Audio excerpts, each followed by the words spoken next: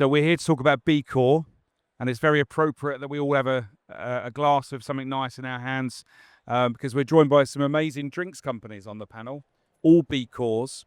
And it's an interesting time for the drinks industry. They seem to be at a bit of a crossroads where consumers are not only interested in taste, they're also interested in other things. They're interested in where their products are coming from, how their beer, how their cider's being made, how their spirits are being made, how they're treating their staff, all the good stuff.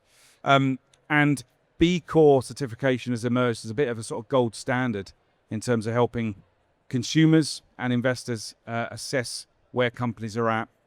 And new data shows that the UK B Corp movement is actually incredibly buoyant. So between 2023 and 2024, small and medium-sized UK B Corps saw 23% turnover growth versus a national average of 16%. 9.6% more employees, while others shrank by 0.5%. And apparently 91% of CEOs that run a B Corp are reporting a positive impact. There's 2,400 B Corps in the UK. We've got 4 of them on the stage. And we want to dig into what it means to be a B Corp and some of the benefits that these companies are finding with that. So we've got a great panel. On the end there, we have Laura from SXOLLIE. Hi. I've just been tasting their amazing cider. If you haven't got one yet, go and grab a SXOLLIE cider. It's amazing. We have Paul from Everleaf. We have Declan from Boatyard Distillery. And we have Felix from Small Beer. So why don't each of you just introduce yourselves briefly? Tell us a very brief bit about your business and what it is you do. Yep. Do you want to start at the end, Laura? Yep, sure. Hi, my name is Laura, as you said.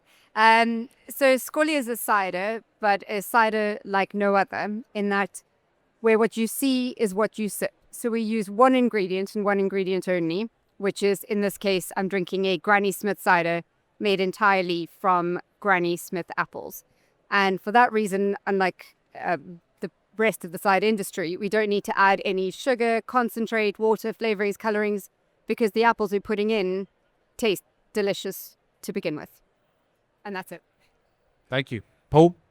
Hi, I'm Paul. I'm the founder of Everleaf non-alcoholic aperitifs. We have 3 different aperitifs, all designed for mixing, just with something with bubbles to make a spritz. Marine, mountain and forest, drawing from those biomes, using plants from there. We've got at least 15 plants per bottle. And that comes from my background, both as a bartender for almost 30 years, and also as a conservation biologist before that. So I've got a background in plants and botany and conservation. We have more and more of our guests wanting something delicious and non-alcoholic. So I made one. That's Everleaf. We're 6 years old and we've been a B Corp for 2 of them. Brilliant. Thank you. Declan? Hi, everyone. My name is Declan. So I should really have brought a bottle, shouldn't I? It's over there, though. Do feel free to taste it. I head up the Boatyard Distillery. We're based in Northwest Ireland, County Fermanagh, a very beautiful part of the world, rolling green hills. And as a distillery, we're really focused, I suppose, on doing everything the wrong way, the hard way. So we're really focused on liquid first, making sure that our liquid is amazing quality. We're really passionate about the martini cocktail. We've got a long-term goal in life that people will think of a martini cocktail and they'll think, well, Boatyard makes a great one. In doing things the right way, sustainability is at the core of what we do. And we have various practices that we utilize in the distillery. In all honesty, though, it's very Irish, our mentality, because a lot of sustainability just makes economical sense to do it that way as well. Right, thank you. Felix? Hi, I'm Felix and I'm co-founder of Small Beer. We're a brewery based in South Bermondsey in London, 1 stop from London Bridge. And we specialise in mid-strength beer. So we brew beers around the 2.5% mark. That means you can have a few beers, enjoy yourself, and not get too smashed. Enjoy a couple of beers, perhaps, if you were just going for one. And you will see us around London, in particular, on draft, and then also in retailers as well. And we're sort of slowly spreading out. We've been running for 8 years now. Coming up to 6 of those would have been a B Corp. So we became a B Corp in 2019 and have recertified once since then, and are just about to go into our second one. So yeah, it's been a bit of a journey. Yeah. Love it. And some, brilliant companies, lots of B Corp experience as well. We are running the Slido app. So if you've got questions for this great panel, then send them our way and we'll get through as many as we can. To kick things off, though, I want to know why you went down the B Corp route. So maybe each of you could explain why you pursued this in the first place. Who wants to kick off? Yeah, I can kick off there. So, I mean, B Corp for us, when we first started, we really did everything in what we believed was the right way, both from a sustainability perspective, but also looking after our team, working with local suppliers. I call them local suppliers. I feel like they're friends. But lots of, we were building a community around the brewery, and we felt that that was the right way to do it. James and I both came from the drinks industry, so I've been brewing now for coming on to 20 years. James was in wine and spirits, and we actually met at Sipsmith Gin Distillery. And we both had seen a huge amount of waste in the industry, and we thought that needed to be rectified. So we built the business in that way already, and therefore becoming part of B Corp for us was a natural progression. But it also meant that actually what B Corp delivers you beyond just certifying what you're doing is it gives you a pathway to enable you to better your business. So it gives you a really nice, the impact assessment itself is almost like it's a kind of a tick box. It's more than just a tick box situation. It's a nice pathway into how to better your business overall. And it has continued to be that way. We were, when we first certified, the very first brewery in London to become a B Corp. There are about 130, 140 breweries in London now, and we're still the only, quite sadly in a way, we're still the only B Corp brewery in London. Yeah, so actually our journey with B Corp started with small beer. We were inspired by small beer, so they were the first brand that I ever noticed to go down the route of getting B Corp. And looking at our business, we were doing lots of practices that were very good, but also sort of looking at my previous bar background, I tend to think that with sustainability, if you're not keeping it accountable and measurable, then actually you're not doing it properly. So from seeing what they had done, I started doing research about B Corp, lifted up the bonnet, saw it was much more than just sustainability. It's about doing business for better. But the key thing, what I really like about it is it's the accountability that it delivers. And to do the process of getting the certification, that alone is such a Herculean task that it naturally improves your company. And we were doing things that we thought were quite good, but then the journey of B Corp, it just really, it forces you just to be better, and there's no way back from it as well. What about you, Paul? So that the background of being a conservation biologist meant that I was always very conscious about what we were making and how we were doing it. Meant that I felt like we were doing quite a lot of good things as a company. It was quite hard to communicate those succinctly to people. People were saying, well, yeah, how can you prove that you're sustainable as a company? So we looked at B Corp as being one of the best ways of doing that was instantly recognizable. But then again, as Declan said, going down that process, it was very much, we thought we were doing a lot of good stuff, but there's all this stuff that we're not doing. We can do so much better. So it was a really good process for us to go down. We started initially in 2019, then COVID, etc., meant all that was on pause for quite a long time. And then we had to re-engage with the process, but yeah, learned a lot through that. And yeah, now it's something we're very proud of because, as our name suggests, we want our plants to be around forever. So it's a key part of that communication, but it's also part of a checking in on ourselves to make sure we're still doing what we set out to achieve. Nice. So our story is probably a bit similar to Paul. My career started at KPMG in their sustainability department way back when, before sustainability was even a thing. And I'm not going to tell you quite how long ago that was. So sustainability and reporting was always really important to me. I then moved to the Australian federal government and I worked with Aboriginal communities and trying to build governance, so more than just environmental sustainability, building everything in.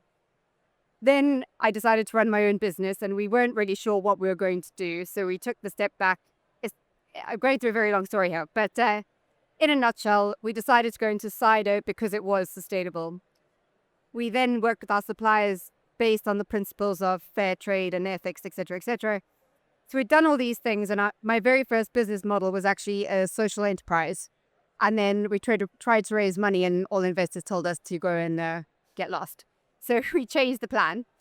But then we launched the business, and we were doing all these amazing things, but didn't have one symbol that we could put on the product to tell people that we're doing all these wonderful things without having to ramble on and on about all the great things we're doing. We wanted something that we could put on the label that says what we're doing, so we can move the conversation beyond rambling like I'm doing now.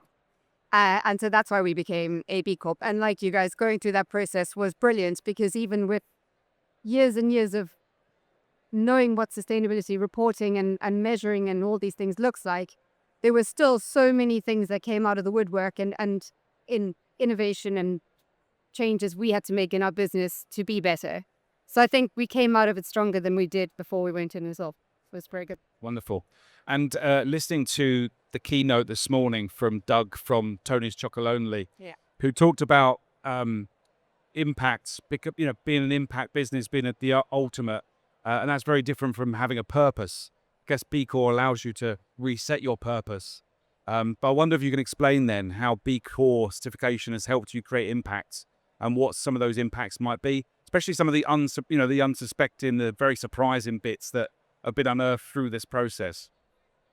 Yeah, I think Declan mentioned sustainability as only being part of B Corp, and I was actually quite surprised by the way that our ethics as a brewery, our reason for being really is to give people an option to drink mid-strength instead of necessarily going for completely non-alcoholic beer or full-strength beer.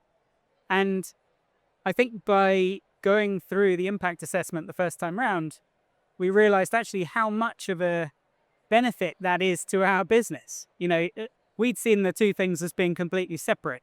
Our reason for being and the kind of ethical side of brewing a mid-strength beer, and the fact that we can sleep at night knowing that there aren't people getting completely smashed on our beer, versus sustainability and building a community. We kind of saw those as completely separate things. And I think B Corp allowed us to figure out that actually that sort of ethical side to the business was just as important as the ethics of drinking alcohol was just as important as the ethics of producing a product with the planet in mind. And what about you, Laura? I know a big part of your story is food waste and making use of that food waste. I'm sitting here trying to rack my brain for the stats, but I think what you're talking about business being good as well as the impact you've had. One of the things it's forced us to do is measure our impact quite effectively. So I think the stat is 900 tons of apple waste we removed from the apple waste supply chain at source, because we're using the Golden Delicious Granny Smith apples from the supermarket, but rather than them going to waste at the point of the supermarket, we're taking them out and turning them into cider. And because of B Corp, that's helped us sort of measure that progress year on year as to how many apples we're actually taking out of that waste supply chain. And apples are quite a big chunk of food waste that goes into the waste stream every year. So that was one. Measuring the impact of people has been another big thing for us. Again, the minute you start measuring something, it matters. So, measuring female leadership and developing women within our business, putting them into leadership positions. We've definitely managed to achieve that. I think 20% growth last year, although that's quite rich coming from a very small business.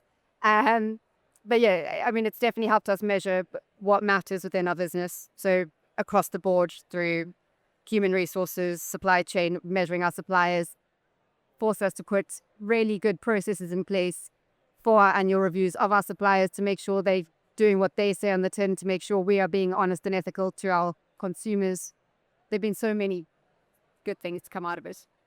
And the B Corp movement is not without contention, and there's been some high-profile dissenters. There's been companies that have turned their back on it. Every company I've ever interviewed about B Corp has said that it's actually really tough. It's quite an onerous process. What's your experience? Have you ever been tempted to kind of go, do you know what, this is just too much for us, we'll sell our own path? What's your experience of actually, being recertified? I would say that the journey of being a founder of a drinks business is always going to be tough, and effectively, if we weren't just up for getting out there and blazing through the hailstorm, then what's the point? Like, we could just can the whole thing. So it's important to just get out and keep doing it. And sometimes, yes, it feels like B Corp is trying to knock you down into the ground, and you've just got to say, no, actually, we're doing this for the right reasons. And I think as long as you feel that you are there for the right reason and you're doing the things, it's not just becoming a tick box exercise and, okay, have I written one more policy that I might not put into action? You've got to feel like you are in it for the reason that B Corp was put together, which was to make business better, to do business for good. And so I think I have certainly seen some of that sort of dissent, as you've said. I can't help but feel that perhaps these are people who are kind of looking for a reason to get out, and this is maybe a good excuse. It's tough, yeah, but it's tough for a good reason. And B Corp, it's becoming much, much tougher. And, as Paul was just saying before we started, they've just brought out a new standard that we will all be rigorously tested against in the coming years, and that's only right. Share any experiences, I Lauren? mean, I've got to add to what you said and the naysayers. I think so. I'm the only one in our team and company with a background and interest in sustainability. The rest, my business partner is a chartered accountant. Our lead investor who's on the board is also a chartered accountant, finance guy. The other guy is very commercial, and it's all about the numbers and the unit economics and all that other stuff. And because when you become a B Corp, you have to change your articles of association within the company. And business people understand that because there's an actual pressure on them to uphold those standards. They've got a fiduciary duty to do so. So the minute they start poo-pooing activities I want to do or actions we want to implement, kind of take them back there, and they go over pale and then listen to what I've had to say. So, I think you can poo-poo all you want, but the minute there's an actual change in your articles of association, it matters. So it is tick box, and it is quite a long process to go through, but the end result is a physical change to the way your company is structured. So I think that's important.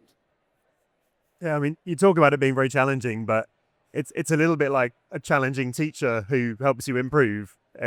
You don't feel like B Corp are out to get you or trick you or give you more hurdles every time. It feels like they're kind of gently encouraging you to perform to the best of your ability. So it was a very challenging process to go through, and it's going to be very challenging to recertify, but I feel like it's making us better. So yeah, at least gives you the incentive to Good luck. to keep pushing.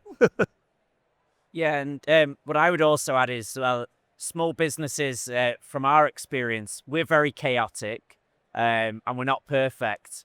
And I liken running our business is like trying to fix a plane while we fly it. And you literally have to find the money because you never have enough. The thing about B Corp is simple things that help us for the future. We wouldn't have a company handbook if it wasn't for doing that process. We did the company handbook because we started B Corp. You need it. But then now we do see colleagues who utilize it, and you're like, oh, right, well, that is. And I think that's what it really does help, because you're spinning so many plates, you're doing so many jobs. It's a good way of just making sure your foundation blocks are right, because we all plan to grow. And I think it sets you up for that success, because ultimately it's very chaotic in the early stages. Thanks for sharing that. I guess the other interesting point is about how you're communicating with consumers. You're in incredibly crowded markets. You've got to stand out. Do your customers care about the fact that you're B Corp certified? Does it matter that they don't care? What's your experience and how you engage with consumers on this? I always think, like, when we got B Corp, you naturally think, oh, we might sell loads more, and that didn't happen. But what I do think that what I've noticed is that we have a tribe, we have people who really like us, and it really acted as a great enforcer for that. The people who were on board saw that we had done that, they were happy about that, and it felt like it really solidified that relationship, because we can never take our followers for granted, and it felt like it really fueled that relationship. I agree. It's definitely not a if you're in it just as a sort of marketing tactic, it's really not going to work. Having said that, I think we've only ever had one piece of negative feedback where we had a long-standing customer who wrote to us and said, you're a bunch of lefties, I'm not interested. And I honestly think, well, if that's your mindset, then, you don't have to buy the beer. But I'd say there are probably lots of people who do buy it because they know that we're doing business for good. It's not going to suddenly make the numbers work miraculously. So I completely agree. For us, I don't think it's had. For me, it's a removal of a barrier within a conversation. So, looking at a sort of a business-to-business conversation, and as sort of said, the reasons why we became a B Corp applies now. It allows me to park that conversation for them to trust and have faith that what I'm saying, that we are ethical and sustainable, is true, and to move on to what I actually want to talk about, which is the quality of the liquids, why it's going to work in their establishment, how we can partner together. It allows me to sell our product in with the words and phrases I want to use, as opposed to spending ages and ages discussing, trying to convince them that even though our cider isn't made in England, it actually is more sustainable and it is ethical and we do all the right things. Whereas before we had B Corp, I'd spend a lot of the conversation you're basically starting on the back foot, trying to explain why you deserve to be in the room. Whereas now it's just sort of eliminated that barrier. So I don't know if that, answers the question. It was lovely to hear, Declan, you say that you were inspired and influenced by what Small Beer were doing and that sort of knock-on effect. I love it when that happens. How do you see the B Corp movement influencing the wider drinks industry, the big boys? Get them involved in some of this stuff. I mean, I like to think that we are all, slowly getting slightly more annoying to the big guys. And eventually they will realize that there are better ways of making things and running their businesses. I say that sort of, that sounds like a very David and Goliath type situation. And I have a good friend who works in sustainability in a big corporation. And I think, generally speaking, this is the way that all business has to run anyway now these days, is they have to better themselves continually. And, greenwashing has been pointed out so many times that people are a little bit more aware of what they can and can't say. And therefore, I think, generally speaking, businesses are trying to do the right thing. There's obviously a big caveat, but, there are many businesses, perhaps I should say, that are doing the right thing. Many of the B Corps that I've spoken to over the years have said that the best thing about being a B Corp is the ability to attract the right people in your business. Do you find that you end up attracting the same sort of people that share the same philosophy? It's definitely an attraction for people joining the business. We've had quite a few people that have come for job interviews on the basis of the fact that we're a B Corp and they like what that stands for, but it also means that they have a bit of trust that we will do right by them as the company grows, and we'll look after them. We have the right approach, and again, that process of going through certification means you tighten up all those policies that maybe you didn't think you needed initially, but would have come back to bite you down the line. So it means that the playbook is in place, so that whether someone needs to go on parental leave, or whether you have disability policies in place or something like that, it gives people the confidence to know that you're an ethical company and they'll be looked after. definitely attracts people. Keeps it. Yes. Yes.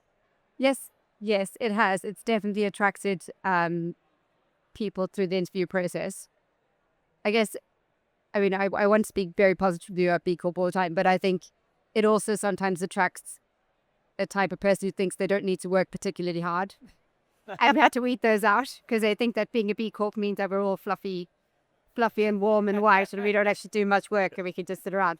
So I have had that experience. So that's why I could have had to pause on my answer. But yes, we've definitely attracted a level of candidates who care about the things we care about. And for example, I've never had to tell our team to use public transport. They just do. And for example, I know if someone says they want a company car that they're not right for our business. So I guess it sets those sorts of things apart. But yeah, it's had positive and negative impacts. That did make me laugh. I think one of the first lines whenever we interview anybody is like, you do realize you're joining a startup, right? You know what that means. So your job description is not just your job description, it's do everything. Excellent. Well, look, one final word from each of you. There'll be people in the audience here, there'll be people tuning in online, wondering whether to go down this route. What would be your advice or words of wisdom for them? We'll start with you. I would say, and I always like to remind people of this, is that B Corp, so the impact assessment is actually free of charge to use. And you can go on to the B Corp website and you can conduct an impact assessment of any business. It doesn't have to be a drinks business. And you can run through that and effectively, I mean, as Declan was saying, make your business better. It's like an out of the box startup kit to figure out sort of how to make your business more robust. You only have to start paying B Corp to go through the actual certification process, but you can just go on and start an impact assessment today, and B Corp will tell you what your score is. Now, if you don't achieve a score above 80, you're not going to pass and get your certification, but that's great because then you can figure out what you would need to do in order to get there. Yeah, great advice. Declan? Things like this might not be front and center in society right now, and we might have political leaders around the world where it's not their priority, but they will die, and there's a young generation that's coming through who it does mean a lot to. And I think if you're not doing this sort of thing, sooner or later it'll catch you out. So I just think with B Corp, why would you not do it? And it just makes perfect sense because the world will change really quickly one day where this will become a real requirement, and eventually governments will realize that there are real tangible incentivizations that they can deliver on here through tax breaks, etc. It'll happen, and those companies that have it will be well set to progress forward. Those that don't, well, they'll die also. I think one of the other things we've seen recently is a little bit of criticism of B Corp that doesn't go far enough. We've had some people move away from B Corp because they feel it's not enough for them. So, well, you can always do more. You can always get it and go beyond. Like we're particularly focused on plant conservation. There's not a whole section of the B Corp impact assessment which talks about how are you conserving plants, but it doesn't mean we can't do it. So, yeah, I think some of that, the vocal critics at the moment, maybe, I don't know, maybe they're in it for a different agenda, but you don't need to stop at just B Corp. Laura, the final word. Final word. I think following on from what Paul was saying and really leaning into that, if you don't have to become a B Corp, there's no prerequisite to become one. So if you are doing it, do it for the right reasons. So the challenges and things that have been happening lately, I think it's companies who signed up as a sort of marketing exercise, which makes the rest of us who are actually trying to do the right thing look bad. So definitely, if you're going to do it because you actually genuinely give a shit. Thank you. Some wonderful advice, great insights. Please join me in showing your appreciation for our panel. Thank you.